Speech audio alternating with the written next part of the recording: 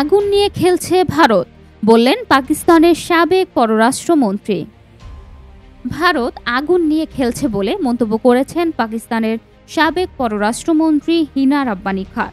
এছাড়া ভারতের এই হামলাকে তিনি অযৌক্তিক, ভিত্তিহীন এবং আন্তর্জাতিক আইনের সুস্পষ্ট লঙ্ঘন হিসেবেও বর্ণনা করেছেন। তাছাড়া পারমাণবিক শক্তিধর আরেকটি রাষ্ট্রের ওপর ক্ষেপণাস্ত্র হামলা চালিয়ে ভারত যেন আগুন নিয়ে খেলা করছে বলে আল জাজিরাকে দেওয়া এক সাক্ষাৎকারে দাবি জানান তিনি। রাব্বানি খান আরও বলেন, ভারতের এই পদক্ষেপ প্রমাণ করে যে তারা নিজেদের বিচারক, জুরি ও শাস্তিদাতা হিসেবে ভাবছে।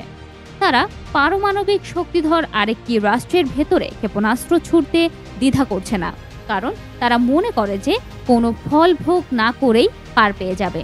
তবে পাকিস্তান বহুবার জাতিসংঘ নিরাপত্তা পরিষদকে ভারতের আগ্রাসন নিয়ে সতর্ক করেছিল এবং সতর্কতার সব লক্ষণই স্পষ্ট ছিল।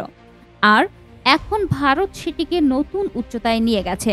কাতারের রাজধানী দোহার বিমানবন্দর থেকে আল জাজিরার সঙ্গে কথা বলেন তিনি।